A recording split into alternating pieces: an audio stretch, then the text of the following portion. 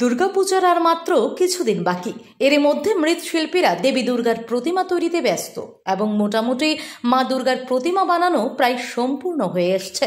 এর মধ্যে হঠাৎ প্রবল বর্ষণে ভীষণভাবে ক্ষতিগ্রস্ত হয়ে পড়েছে এই মৃৎশিল্পীরা। এমনই একটি ঘটনা আমাদের চোখে পড়ল মৃৎশিল্পীর আর্তনাদ। দক্ষিণ ত্রিপুরা শান্তির বাজারে একজন মৃৎশিল্পী গৌতম পাল ওনার মনের দুঃখের কথা জানালেন সামাজিক মাধ্যমে। এই মৃৎশিল্পীর ক্ষতিপূরণ কিভাবে পূরণ করা যায় এর বিষয়ে আধিকারিকগণ যেন নজর দেন, এই অনুরোধ করছেন হতভাগা মৃৎশিল্পী গৌতম পাল। এখন দেখার বিষয় দপ্তরের আধিকারিকগণ কতটা সহযোগিতার হাত বাড়িয়ে দেন গৌতম বাবুর দিকে।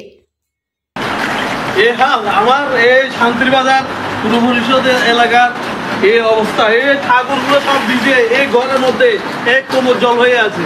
কি করি আমি এই মুহূর্তে? কেউ অত ঘন্টা বৃষ্টি হচ্ছে সকাল থেকে, কেউ জিজ্ঞেস করলো না। আমি অনেকবার ফেসবুকেও দিয়েছি যে তোর কি হয়েছে।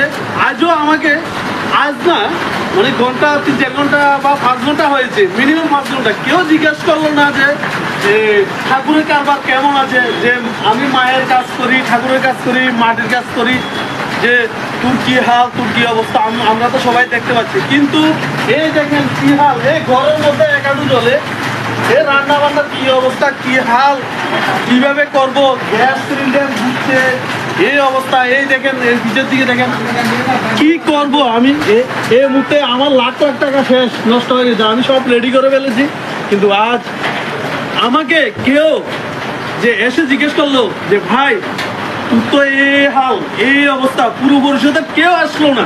এই দেখেন আমি জলের মধ্যে খাবার দিচ্ছি, এই জলের মধ্যে আমি খাবার দিচ্ছি, এই অবস্থা। আমার মাথাটা শেষ, কি করি?